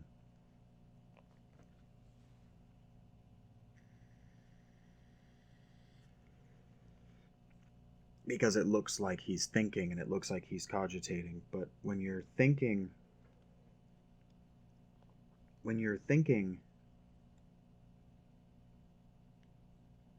you're not just explaining to a room of people things that you have thought about before. So now we're back to mathematics, and I suppose that I'm going to have to title this one Representation in the Mathematics of Being, but actually I really like that title. I'm glad I did that. I'm glad I said that out loud. It reminds me of that book, the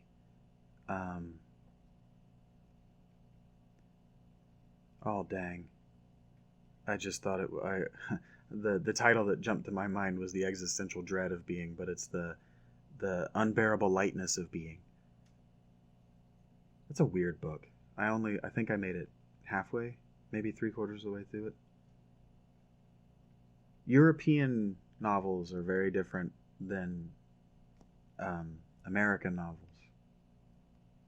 European novels are not nearly so interested in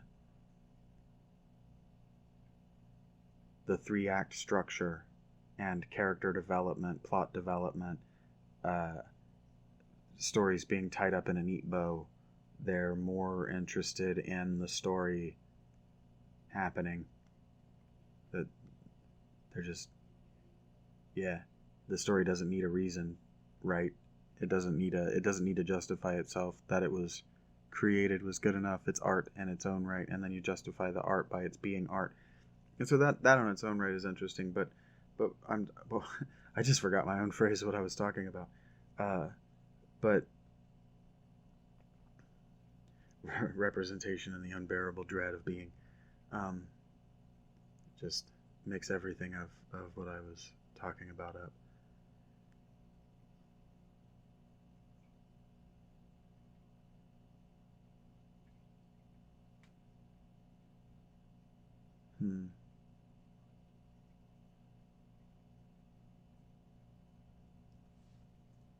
When you're thinking and you're presenting your thoughts, you're not doing the math. You don't have the math already done. And so, like, at the end of these, I would love it if I could go, okay, so I've said this plus this plus this equals that. But that's not what I'm doing. I'm not doing math. In a lot of ways, I'm just sifting through the data. Or really what I'm doing is I'm trying to present myself with a word and see what the oracle that is my unspoken and unthought thoughts will present to us. So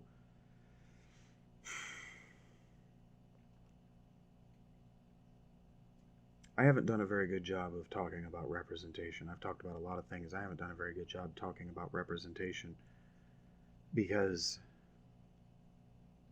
I think that I might be incapable of thinking about it. And so I think that I said in this recording that the next thing that I want to talk about is what and why I'm doing this. But what I might need to talk about is ritual clothing. Because I don't know that I can I don't know that I can talk about representation without talking about ritual clothing, or rather, I don't know that I can feel like I understand what I'm thinking about representation without taking these things that I've thought about representation and then adding them to the idea of ritual clothing. And so maybe I just don't end up recording an episode about specifically what I'm doing and why, or maybe I try to record a short or something, because as we're approaching 10 minutes before my 15-minute closing window, I do kind of want to talk about the future a little bit. I finished Brotato. I've beaten it with every character, so I would like to do a shorter, maybe 15 or 20 minute episode reviewing the game and lauding it with the praise that it absolutely deserves. And then I'm going to figure out what game I want to play next, so please, suggestions. I'm playing on the Switch.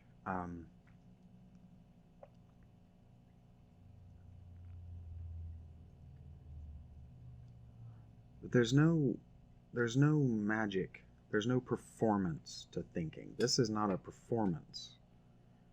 So a performance is rehearsed. Now, I don't know what hearse means.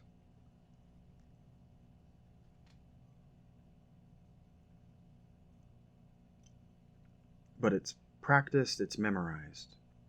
So if you've ever known somebody that always repeats the same phrases over and over, they always tell the same stories over and over, it's because they're only comfortable telling stories that they've rehearsed. In a lot of ways, it's because they're uncomfortable thinking about their behavior.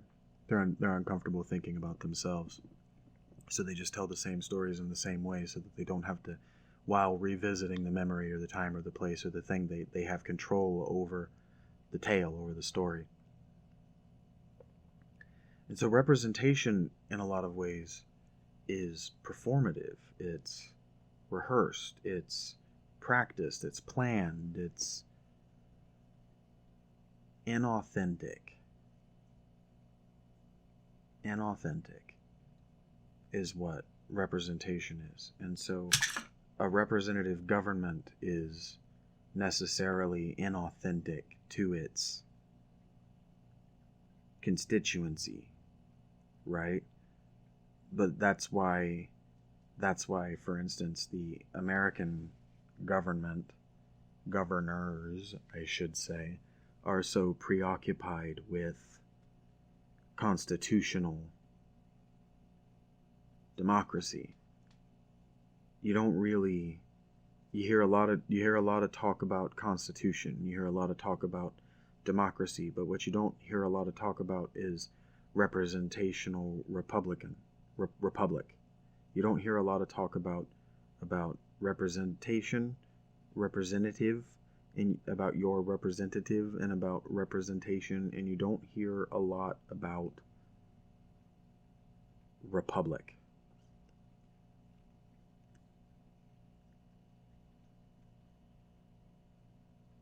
And that's for good reason. That's for the same reasons that government has always been involved in publication and always involved in public discourse, and that's because in a lot of ways your governors have no authority. Your government has no authority to be a government. It is because it is, and it is because government is necessary. Just read a paragraph of anarchism, and government becomes so fucking obviously necessary. But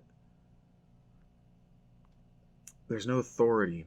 So what government doesn't have is authority, which is strange because authority is the word which means the ability to author, the ability to write, the ability to choose who writes, the ability to publish, the right. So, but they have the authority to write law and to publish law, but they don't have the authority to be.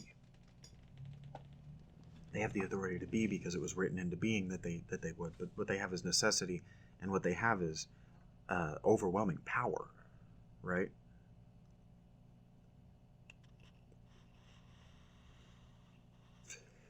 But what we've given them and what the Constitution grants them is consent.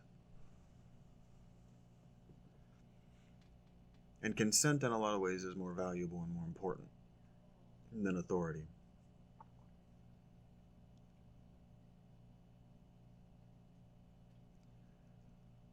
And so that's why the government is so interested in representation, and why they're so interested in you not understanding representation, and in a lot of ways me not understanding representation. But that does nothing to me to talk about what I get stuck on thinking and trying to even open the floodgates to think about, because I don't want that. I've spent 154 minutes and now 53 seconds, and what I want to talk about is actors, and why we imitate and why we mimic actors, and why we allow actors to and movie writers to model our worlds for us, and what that says. But we've always allowed writers and storytellers and poets, songwriters, to model our realities, because that's what the process of doing those things is modeling the reality. Even if it's a fictional reality, you're taking real things and you're modeling them in a neutral environment to see how they'll work. And true, let's say authentic or real feeling, the best sorts of fiction are the sort that feel representative of our reality.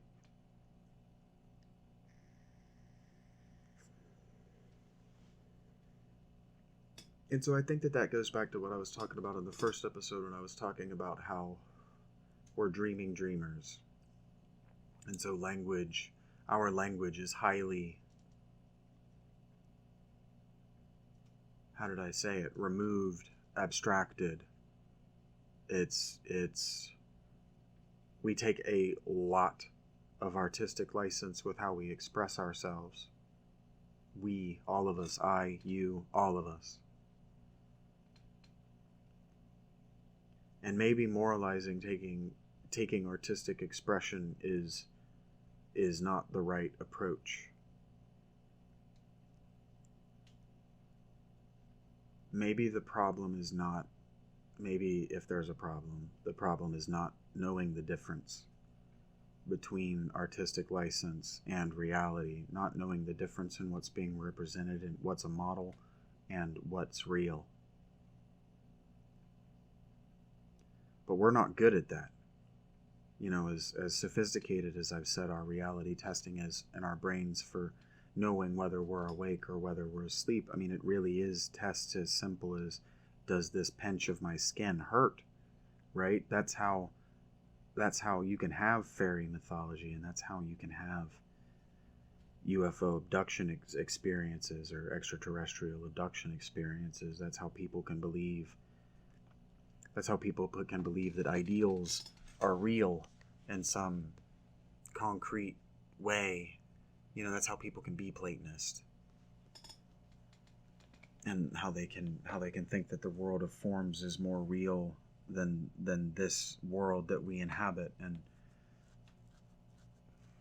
where I was going when I was talking about Satan earlier is, you can see a clear evolution in the character of Satan over the centuries after the peasant revolutions, that Satan goes from a character who works, if not hand in glove for God, is maybe an aspect of God, because he was an angel of God, and an angel is a messenger, and the messengers were, before they got tangled up in the Mesopotamian and Greek traditions, the messengers were aspects. They were avatars in the same way as in the Hindi tradition. So they were finger puppets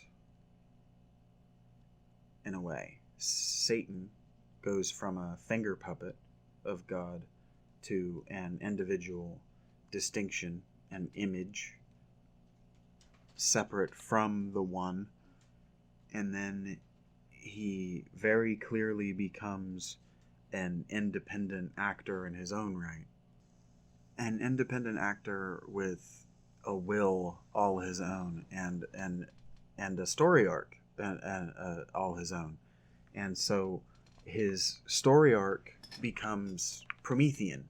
So in the alchemical understanding of transmutation, this becoming that through the tribulations of fire, is an ignis mythology. So that's Zoroastrianism, or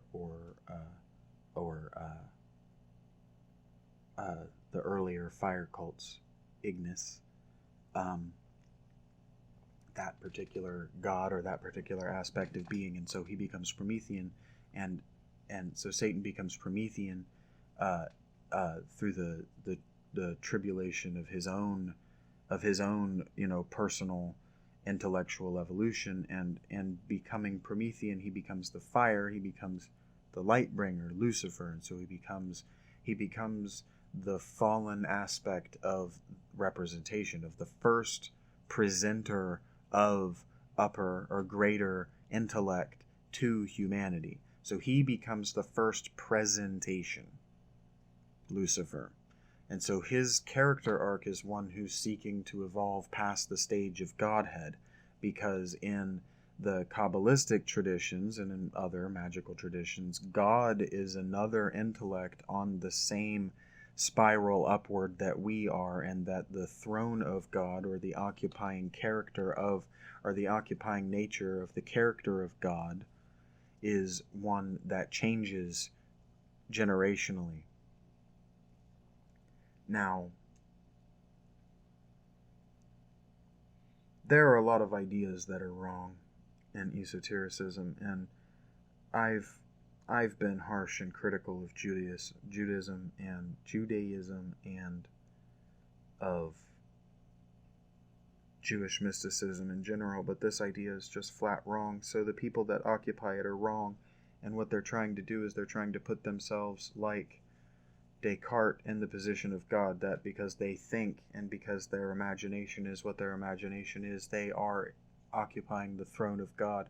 And so if even Satan is able to find redemption and is able to move into occupy the seat of God and then evolve out of the seat of God, that means that Judas is able to occupy the seat of God, and that means that Judas is able to find redemption, and that means that we're able to skip the Ignis stage, the fire stage of the suffering of this mortal life, which means that we're able to skip the stages of crucible in sin and error. So what that means is that this alchemist that came up with this idea, and that philosophers that agree with him, are the kind of people that think that they're able to skip the stage of making good on all of their error, which means that they think that they're able to skip the 12-step process and go straight from I think to I am God. And they're just wrong. They're just wrong, and anyone who tries to mimic them or tries to follow in their footsteps is also wrong and doomed. And that doom was personified or artistically represented by the Catholic tyranny as hell. But Jordan Peterson, one of the very few just right things that he will point out to you is that error is hell. That to live in error is to live in hell. That's what addiction and that's what suffering are. But he's not being original, and he's most certainly he's aping Carl Jung, who's aping the Buddha. Right? And the Buddha wasn't even being original. The Buddha was just doing his own sort of mathematics with the data available to him. And because of his mythologically high position, acting on the responsibility placed before him as the only person evidently to see that all of these other ascetic and etc. Religious outlets lacked efficacy. So I've got only a few minutes left.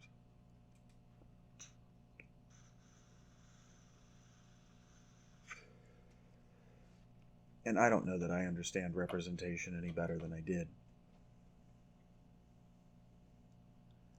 Which is unfortunate for a person who wants to be a storyteller, because the inclination, I suppose I can spend the last 10 minutes talking about this, and then I can tell you thank you for listening and to have a good day. But my inclination is to represent it as it really was. But if I'm working in a medium, or at least I'm working with a story that people believe is fictional, whether it is or isn't, and I can tell you that it isn't, it is nonfiction, but you'll never believe me, and that's fine. Not until it happens in your life, but that's fine.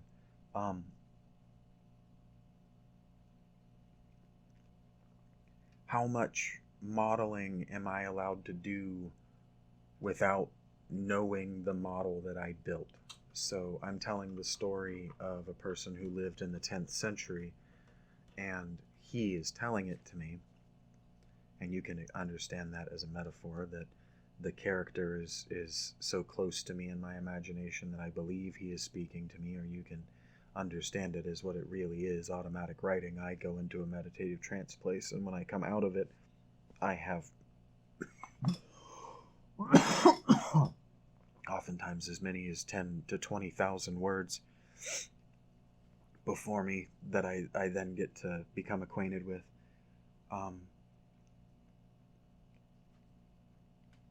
I often find myself wondering what the story is here and how much I'm allowed to change it, add to it, and how much I'm expected or how much I'm responsible for asking of it when it's not mine per se.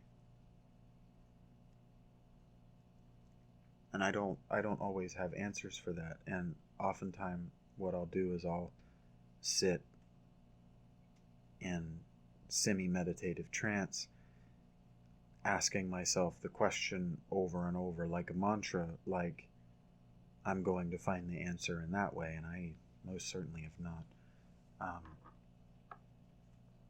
But so I've tried to say this plus this plus this. I've said that what I need to do is this plus this plus this equals this. And so what is representation? And representation seems to be a religion. And it seems to be the way that we express us. Because I've tried to answer the question to myself of where I am different from my experience, right? So the nature versus nurture argument, I've tried to answer it within my own self, and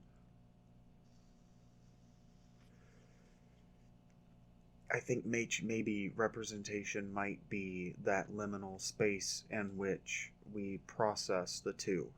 So if our corpus callosum is that space in the brain where images, or not images, but messages are transmitted, signals are transmitted between the hemispheres, representation might be that it might be a corpus callosum of the secular and the religious. And so that might be why we are so obsessed today with expressing our psychosexual drama in our personal representation, is that because we don't have religion, and we most certainly don't have the ancient mystery cults, and we don't have experiential comings of age, let's say,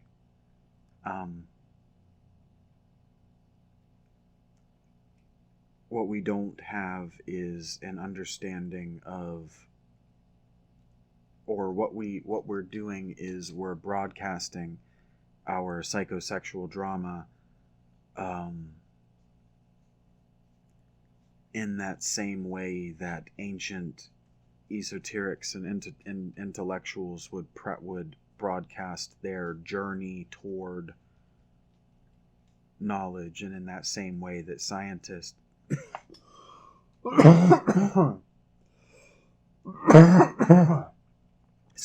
argue and broadcast their journey toward knowledge.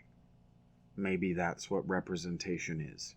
Representation is the broadcasting of the journey toward truth, and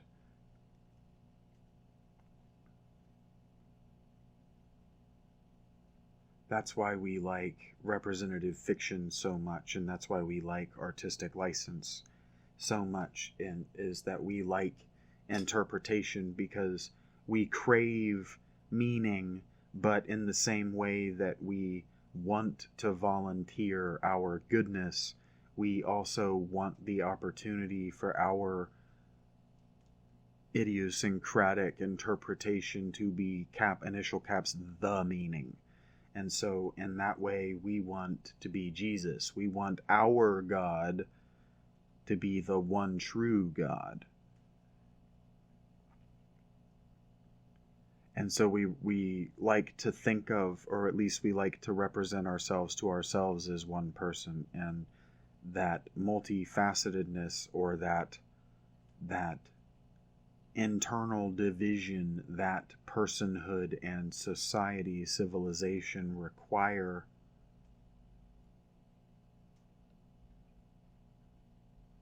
a confused self-representation. And a confused self-representation looks like me, or it looks like a white kid who loves hip-hop even though they know no black people and don't engage in the urban, i.e. hip-hop environment. And it looks like me in that I discussed that I might have coded myself as a person who gave no fucks about being educated, when in fact I was the hungriest person in any school, any learning environment. I'm the hungriest to take away every possible interpretation of what I'm learning and then sort through them for the one that is meaningful.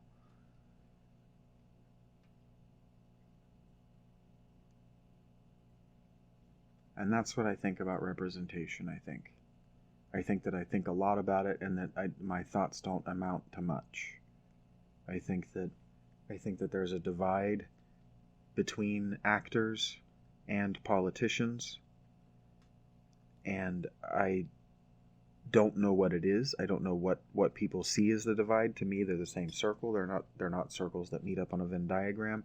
But if they are individual circles that meet up on the Venn diagram, they meet up on the Venn diagram of sophism, of saying and doing whatever you need to win an argument. And if we're talking about representation, and we're talking about a sophisticated representation, then what we're talking about is dead ends. We're talking about dead ends of interpretation. And so what we're talking about is Obi-Wan and having to be Luke Skywalker toward every sort of representational anything, media, I suppose, art, anything representational. You have to be Luke Skywalker and asking, okay, well, from what point of view is that true? And that's exhausting. And so I think that that's why people are fine. And that way that fine is an acronym for fucked up, insane, neurotic, and exhausted. Because the system of the world is fine in that it's working, but also in that it's fucked up, insane, neurotic, and exhausting. But I don't know that I am fine. I think that I am unwell, and I think that my day is improved dramatically when I see that people who aren't me are clicking on my work, even if they're not consuming all of it. It's really cool that you made it this far. You are in a small minority of people who know me and are willing to engage with me. I hope to be heard from you again soon. Thank you for this.